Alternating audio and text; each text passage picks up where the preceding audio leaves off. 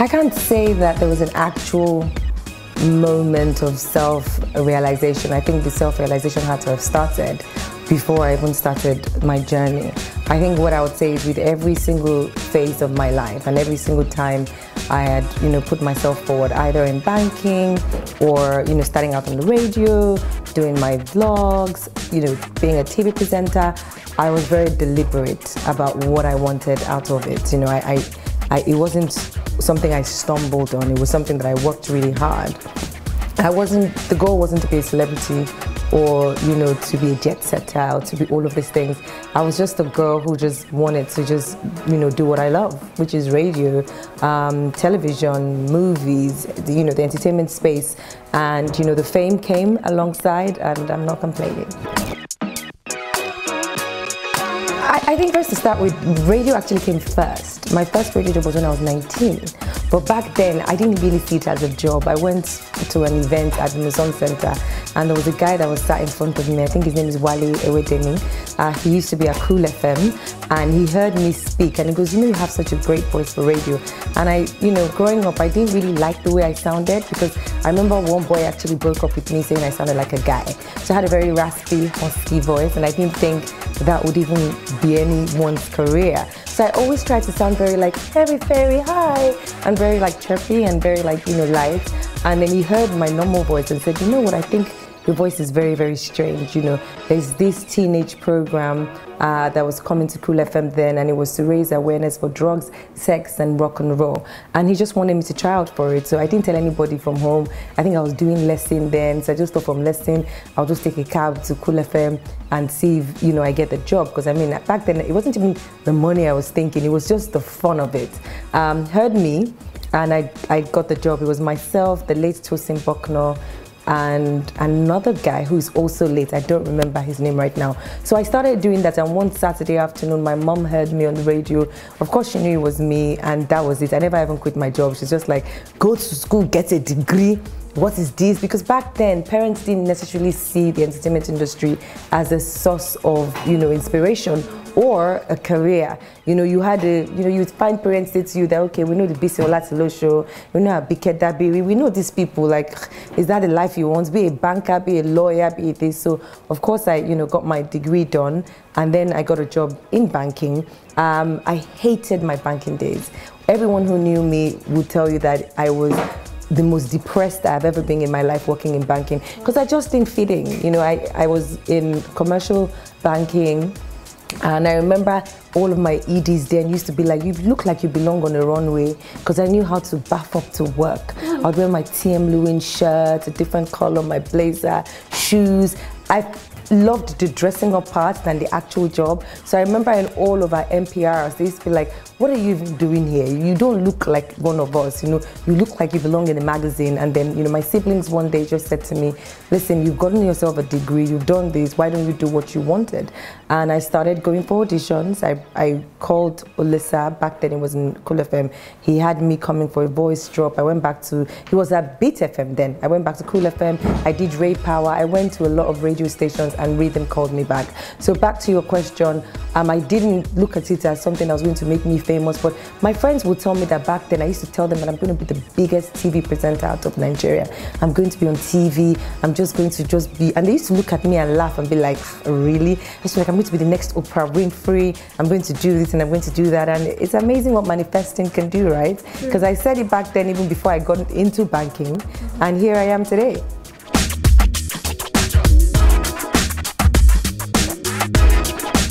I've had some occasions where I literally ask myself, is it really you? Like when you're sleeping, are you working overtime? Because I've heard some absolutely ridiculous things about me. But then the thing is, I feel like people put so much pressure on, famous people or people who are either, presenters or musicians or people who work in the public space. There's this notion that they're supposed to appear a certain way and be a certain way, and I've never really fit into any box. I've always been the girl who would break out of every box you try to mold me in. I say how I feel. Sometimes do I put my feet in my mouth? Probably, but I never regret anything because I feel like life is so boring to regret. I don't want to get to heaven and I'll be looking back on my life and thinking I should have said this then. No, I mean, I don't know what it is about how I would sneeze and the entire Nigeria would catch a cold, because they even involve me in things that I don't have anything to do with. You know, my body, my choice. You know, my relationships are not even that public. It's just one relationship that they refuse to let go of, and I've moved on. There's been several exes, and I feel bad because everyone just refers to that one particular relationship. So it's, I guess it's the, you know, the gift and the curse. And if I can take the good, I mean, I'm not going to complain about the bad. I don't have a bad life, you know. Yeah, a couple of things here and there, but it's not a bad career. It's not a bad life. I wake up happy, and I think that's what counts.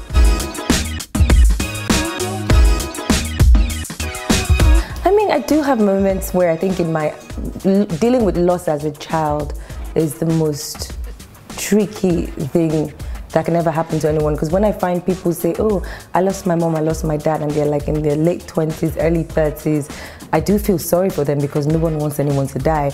But I'm always of the thought of, at least you got to know them. At least you got to, you know, I'll give anything to just even hear my mom laugh again. I think that's the most coldest part. That's the coldest part about death, just not recognizing the person's voice. And mine happened really early. I was 8 when both my parents passed on. They always joked about dying together. I tell everyone, my parents, their story is the greatest love story I've ever heard. My dad would say things like, if I'm not around, what would you do? And my mom is like, where are you going to? If you die, I die. If you're buried, I'm buried.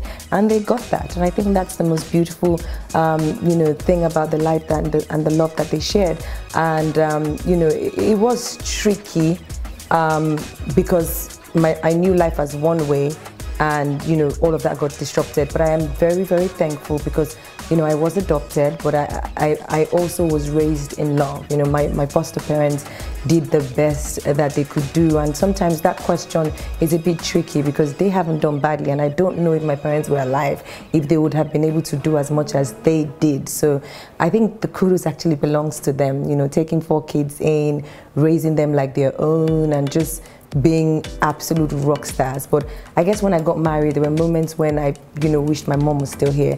Milestones will happen, and you just wonder if she was alive. Would we wear the same shoes? Would she stop by in my house? Would she call me when there's stuff about me in the press? Would she cook for me? Would we be close? Things like that. But I do have a mom that I get to share those things with. So it's a bittersweet emotion, but I'm thankful and all that at least, you know, wherever she is, I think she can, both of them can look back and see that at least there's a Makinwa that's keeping the name in the limelight, you know. Amazing stuff. Incredible. I think people believe that I just wake up every day and just get surgeries. People believe that, you know, another thing, they believe that, you know, my life is handed over to me. People definitely believe that, you know, there's some wealthy guy somewhere that's funding my life. And I think, I mean, just even in this space today, I've had 4 jobs in one job. Literally shooting this cover, shooting for another company, the campaigns I shot in this same building, 4 in one. People don't see that because I make it look fun. And I think that we have a generation that is so obsessed with results and not the process. And that's why you find a lot of young people who are quick to being depressed and quick to being anxious because they just want it right now. Half the times we're not posting our failures. Geez, I had so many doors shut in my face. I became a good presenter because of the no's I got. I remember standing in the flipping cold in the O2, begging to be interviewed because I wanted to get a job on MTV. And of course I didn't get the job. It hurts. You know, I remember going for my first audition and someone being pretty mean to me because she just thought, you know, she knew me from University of Lagos and just said really, you know, mean things to me. Threw my game off. I didn't get the job. I cried to bed. But people don't see that side. People don't see the L's that I take. Do you know what I mean? The moment they see the success, they're quick to want to relate it to something that has nothing to do with anything. But I don't really complain anymore. I just said if it's easy, do it. I mean, if you find someone who wants to take care of me, shoot, girl, I'm gonna just hang up my shoes and be like, yo, this is, yo, you know, and then it's not my fault that a certain caliber of people fancy me. You know, I mean, I've worked so hard to get to the point in my life where I can say that, you know, if you want to be with me, there has to be something you're bringing to the table. So if you call that me dating, you know, someone who just has money, because, I mean, it's not my fault that wealthy people like me. So maybe in my future, I'm supposed to be wealthy too. I mean, I am wealthy. So yeah, I guess we're speaking the same language, you know? At your phone? My laptop, I used to edit myself. I've hustled. People disrespect me a lot, so are you joking? I can edit this entire interview because I had to learn how to be an editor because I didn't have any money to hire a production team. So I would set, and I did it myself for years. 5, 6 years of my life I was editing myself and putting out all those videos. But people don't know that, you know. Now they see the 2.0 TM. They've forgotten the days when I was being called MTN Everywhere You Go, when I'd be at every event, hustling to come in. Like, I used to see all those things that you guys used to say about me, but guess who's smiling now? I mean, I feel like people don't watch the entire video, then they put these clips on the internet and they form, you know, their own opinions and they start arguing, and then it's just like Toke is the reason why Nigerian girls, or Toke, they literally say that if your girlfriend is inspired by Toke Makinwa, leave her. I don't know why. I'm a walking red flag because I say what people say in the comforts of their living room, but I'm okay to say it out there, and it's all love and light. But to be honest, I feel like with moving on with the times, the whole world is going digital now, and you know, even from radio, most radio stations are now semi-podcasts because, you know, it gives people the luxury of carrying you with them wherever they are. They can go for a run and listen to your podcast. They can sit back at their desk and watch it. So you have to evolve in life. You know, if you don't evolve, you disappear. So yes, we started with just the laptop. It was just me. And at some point, I, you know, fancied with the idea of having some guests stop by. And we did that for a little bit. Then I went back to being just me. And right now, it's actually a whole podcast where, you know, people want to come on and we talk about everything from relationships, you know, career choices, family. It's really just a show where I don't like to interview people. I mean, when I sit with people who you call celebrities or you're famous people, I feel like they've sat through so many interviews where they're asked the same thing. I like to bring another side of them, so we're just chatting like friends. And it's been beautiful. We've had A-list stars, we've had not only celebrities, but you know, people who also are on a journey. I think I also had there's a trans lady who came on my show as well, and I was blown away by the education because I was living in a bubble. I wasn't as exposed to that world, and I wanted to have that chat because I wanted to. We live in the world is a global village, and you don't want to use certain tenses wrong, or you don't want to come across as, you know, even if you don't. I'm a big believer of you don't have to understand the person's journey. It's your duty to respect it. So in order for me to exist in this world where I don't go around, you know, imposing my ignorance on other people, it was necessary for me to give her that safe space, and I learned a lot. And I'm so thankful for, you know, the podcast that gives me the opportunity to get to know people on that level. I mean, you don't probably have to watch the podcast to hear what people spill, but they talk. The thing about it is I learned my interviewing skills from Ryan Seacrest. It's wild. I'll share. This is a juicy for anyone who wants to be a TV presenter. I always used to say that radio presenters make better TV presenters, and TV presenters then used to come from me like, what do you mean? You know, but then it's the truth. If you look at Oprah, she started out on radio. Wendy started out on radio. You know, the greats literally had their career on radio because radio gives you the comfort of relying on your wit. There are no cameras and one button and 6.5 million people listening to you. You don't get a do-over. You hit it one time or they wouldn't tune in again. So you become witty, you're fast with your thinking, you're fast with delivering your points. I mean, you can watch a TV show now and I love the braids. If you're hosting a TV show and I see your braids and I'm like, you know, I'm blown away by the braids. I might not necessarily hear what you're saying, but the way you look will sell the show.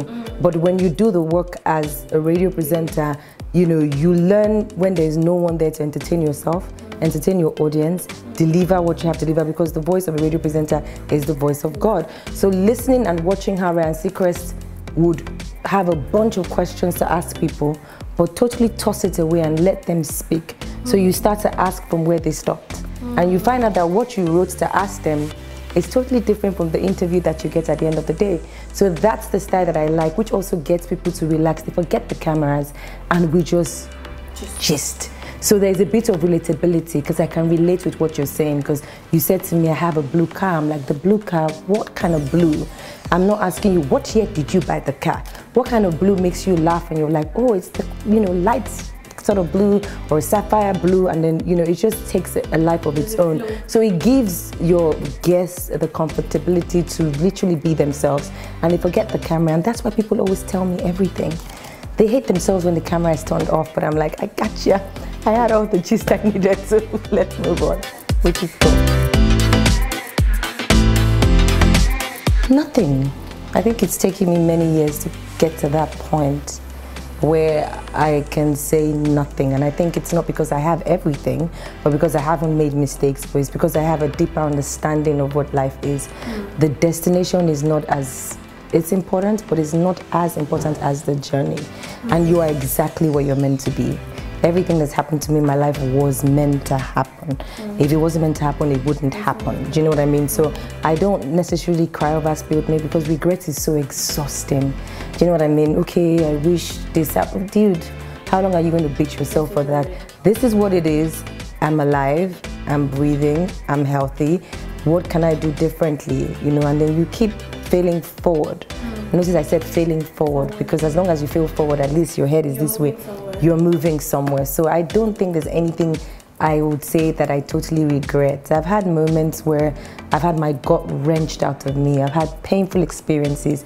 But to be honest, I think that I learned the most from my failures and those experiences than my success. Success is great. Everyone loves you. Do you know what I mean? But in those moments where you've had just your voice and that of your creator, those moments are priceless, because there you discover who you are. So why regret that, Just, if it doesn't happen today, it will happen tomorrow. If it doesn't happen tomorrow, it will happen next. Delulu. You've got to be delusional about it. It's the new Salulu, babes.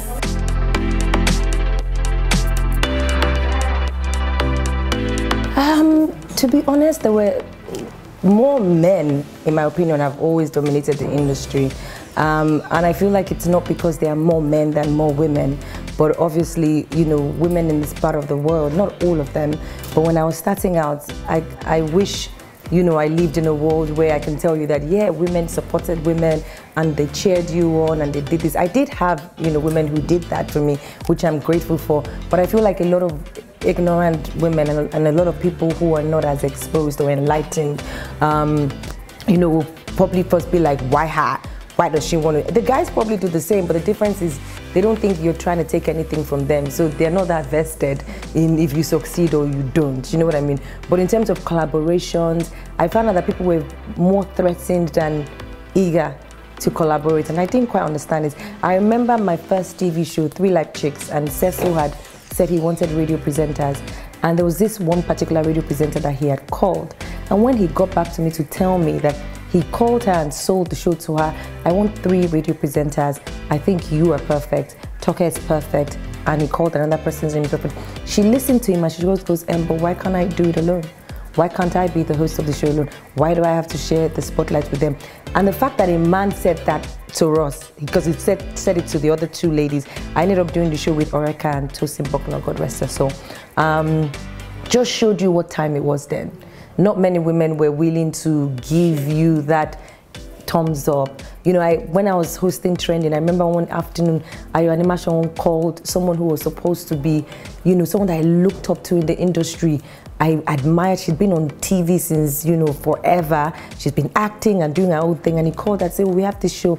Can you come for the interview? And she goes, it's not that Toke Makinwa girl that is your host. Her brand and my brand don't affiliate, or something funny like that.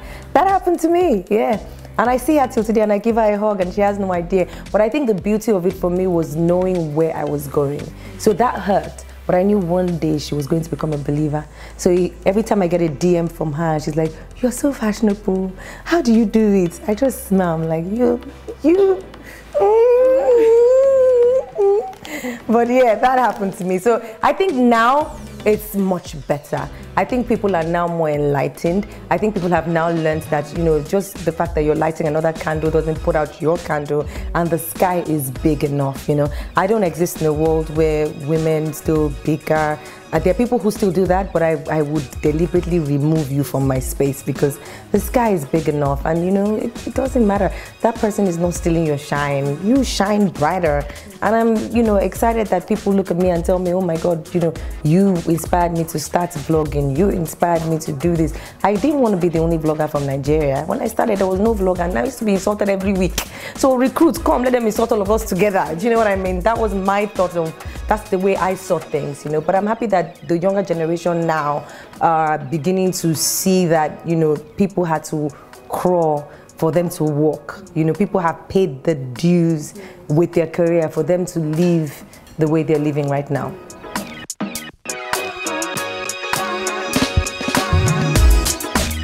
I mean, that takes me down memory lane. I remember the next morning after the news hit the press, I was at work, and even Ben Bruce had to call and say, everyone's talking about you, I think you need to go home.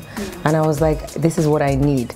I also remember, shout out to Tools, Echo, a couple of the industry girls took me out one night, and Tools, I remember Tools saying, you know, you can take a break, you know, you can just, you know, feel what you're going through. And people didn't understand what I was made up of. And I sit here not necessarily bragging about the fact that my marriage ended and I was strong and I could do all those things. But if you've had your entire world change overnight, I'm talking about a whole paradigm like shift, then you know that the worst thing that could have ever happened to you in life has happened to you and you didn't die. So every other thing is piece of cake. Do you know what I mean? Like having to watch both my parents' coffin go in the grave at 39, it still hurts me so much. I remember what was written on each coffin. I remember the color. I remember just standing there and knowing that life was never going to be the same again. So I don't think that anything can really get me to the point where I wouldn't get out of bed. Yeah. I don't think that's what, I didn't even know that's what I was doing. I think it was either, do you want to be heartbroken and broke? Or do you want to drown or you swim? And by swimming, you don't have the luxury to feel sorry for yourself. I didn't have as much as I do now back then. And I was living a marriage with nothing. As I came in, I was living. I think the only thing I took was maybe one AC and one television. Shout out to my ex for being kind enough to let me live with that. You understand? But, you know, I remember moving into a one bedroom and the door would hit my bed. I lived there. My dog was depressed because my dog was used to having a lot of space and then now confined. He only had one exit. There was no back door. If the house went on fire, it was just one door in that flat. And I stayed there for about 2-3 years. So I think when you wake up in that environment, you either ask yourself, should I stay in bed today and cry about something that happened to me or Benny? Yes. You better go out there and work hard so at least you can live, you can dig yourself out of this hole. So I think I was in survival mode. So I wasn't pouring things to distract myself. I was trying to survive. In the presence of all that noise, I was trying to survive. I had a headache for 6 months. I've never said this to anyone. One time I parked on Admiralty Road and I felt something walking in my head. It was that bad and I was crying for hours. And then I would cry, clean my face, and drive to the agency or to the next campaign or to the next shoot and walk in the door and just give my best and end my days keep so that at least I can put petrol in the generator. Because I wasn't going to go back home. I was never going to ask anybody for help, you know. I lived in a home where all my siblings who had gotten married before me, no one had had a divorce, and I wasn't going to break that circle and say, my dad said to me, you know, you can move back home, but I wasn't going to do that because just the gatesmen opening the gates for me. By the third time, they're like, auntie, want to go back to your husband's house? Then they're not understanding that, she's back here. You know, I just wasn't going to do that to myself. So I took the long and hard road, and I'm grateful for it. Yeah. To be honest with you, I keep telling, I mean, I've said this before and I'll say it again. I feel like it was more spiritual than anything else because that year, before all of this happened, at the start of the year in February, I get an email from someone saying, oh, I think Rihanna had just released a coffee book at that time.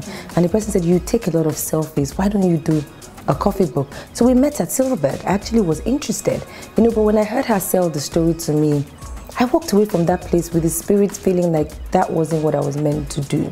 And I remember brushing my teeth like 3 weeks later, and I heard the voice say, you are going to write a book. Now, I'm the girl who, if you invite me to a book launch, I'm at the back drinking. I don't listen to, I'm like, why are you writing a book about your life? Why do you take yourself that seriously? We're all not going to get out of this life alive. Who writes a book about their life? Such snobby attitude. Do you know what I mean? That was who I was. I've been invited to a couple. 2 day wrote one now. I was behind in the bar, Federal Palace, drinking, like, okay. All right, let's see. I'll hear the story about it later. But, you know, when I heard that voice, I didn't think, I just thought, me write a book. Of course not. And, you know, I remember going to Paris with a book actually for Mattel's 100th celebration. And we were in there and I had two significant things happen to me. The first night we got there, as you said, people don't know how rooted I am in my relationship with God. You know, all the guys were going to eat with Vogue. Vogue team was taking them out. And I said I had to pray. And I remember Kelechi Amadi looking at me like, Vogue is taking us to dinner. I said, no, I want to retire in my room because I needed to pray. And I fell asleep. And I think I woke up and it was as if there was someone in my room. I know I woke up like I've been talking to someone. And the last thing the person said to me is, you walk through fire, but it wouldn't burn you. And I was so sure someone in my family was going to die again. I remember saying to myself, God, what kind of revelation is this? Take me instead, because, you know, my people have been through enough. If I'm meant to come home, let me come home and I'm okay. Let me just leave. Let it be me. And that went on. You know, I was still married. I'll call home. We're good. I think the last day, the last leaving dinner, I also missed because I wanted to pray. I'd been fasting that day. And I had that same encounter. And what the word said to me then is, the glory of your latter years will overshadow your former. And I still didn't know what it was. Now, I was now robbed in Paris on that last day. So I thought that's what the first dream meant, that we walked through fire. Okay, the people stolen my cash. So let me go back. I've walked through this fire. I'm coming back to Nigeria and say I'm dead, you know, because they'll give you per diems when you can. The per diem was serious on that trip. And they stole from me at Champs-Elysees, removed everything. So I was so heartbroken coming back home. And I thought that was what it was. And then much later on, 2 months after, this thing happened. And everyone was talking about it. And I still didn't link the two till about 6 months after. It was at the end of the year that I remember preparing for bed. And I heard the voice again said, I told you you're going to write a book. Now is the time for you to start documenting how you feel. Because someone is going to read this and receive healing from it. And that's what I did. So regardless of how people felt, it was you, this, I exposed myself. It wasn't about, you know what I mean, first. And, you know, I've had testimonies from people who, I think the biggest thing that happened to me was I was on a flight one day and a guy who was sitting on that flight said to me that, you know, I read your book, and he said, I'm going to be honest, I was a horrible person to my wife. Reading your book actually made me want to change.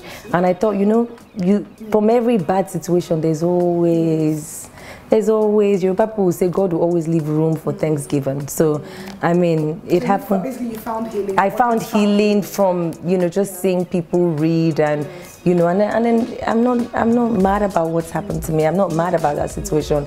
I mean, it took me years and therapy to get to a point where I can be like, I'm good, you know, but I think I've done the work and I'm here. You're doing well. Thank you. The dating scene. This is so ghetto, isn't it? Hey, God.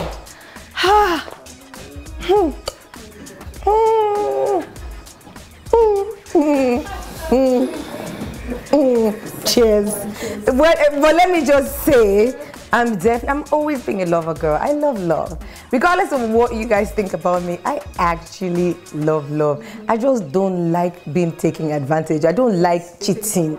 I don't like, you know, I'd rather not being something than to being something that isn't going anywhere. So, you know, and I feel like I've had amazing relationships in my life. They didn't lead to marriage or whatever, but I have seen that true love does exist. I've had soulmates that might not necessarily be the opposite sex, but people who walked into my life and fed and nurtured and giving me what I needed at that time. And I hope that someone else can say that about me. And I think that's why we're living. So if love comes, I'm open. If it doesn't, there's love everywhere. So I'm good. Top 5 movies. Sugar Rush, Pretty Woman, The Notebook, Big Bang Theory, Coming to America. Designer. Right now, Balenciaga, Dior, Hermes, TM Luxury, of course, my brand, TM Luxury, and what else do I like? Bottega. Do I? Let me see. Yeah, I think it's a pair of Bottega shoes. Yeah. Food. Amala. Oh I love amala, gbegiri, and ewedu. I like Mexican food. I love, what else do I like? Fried yam and egg, maybe. Moi and custard is weird, but I actually love that. What's the last one? Dessert. I'm a dessert girl, yeah. Okay. Now, we're going to get down to it. Okay. Slangs, your top 5 slangs. They play. You go explain tire. No evidence. No evidence. Hey, chai is a slang, right? Or is that a saying? It could be chai. What's the other thing? Omo. I like omo. What's the TM for a reason? I just say that all the time. Yeah. Okay. Last one. Top 5 vacation spots. Top 5 Paris. I like Monaco. I'm a south of France girl. That's 3. Paris twice because that's my favorite city in the world. Monaco, I definitely love. I also love Capri. Italy, is that 5? What's my favorite place in the world that I really like? I like not Madrid, Marbella. That's Spain, yeah. Vacation spot, Africa or Europe? I want to do more Africa, so I'll say Africa. Africa, sneakers or heels? Heels, baby. Night out or staying in? Stay in. Alcohol or ice cream? Alcohol. Amala or semo? Amala, of course. Mama put or restaurant? Restaurant. 90s song or 20s song? 90s, baby. 90s. Movies or reading? Reading, actually. Wine or tequila? Wine. Braids or wigs? Braids, but I wear a lot of wigs, yeah. Tall men or short men? Oof, tall men, baby. I'm short. Light-skinned men or dark-skinned men? I used to be dark-skinned men. Lights now, Drake. Light-skinned men, thank you. Hi guys, my name is Toke Makinwa, and guess who is on the latest cover of DT Magazine? Y'all need to copy it, read it, digest it, and let me know all about it. Love you.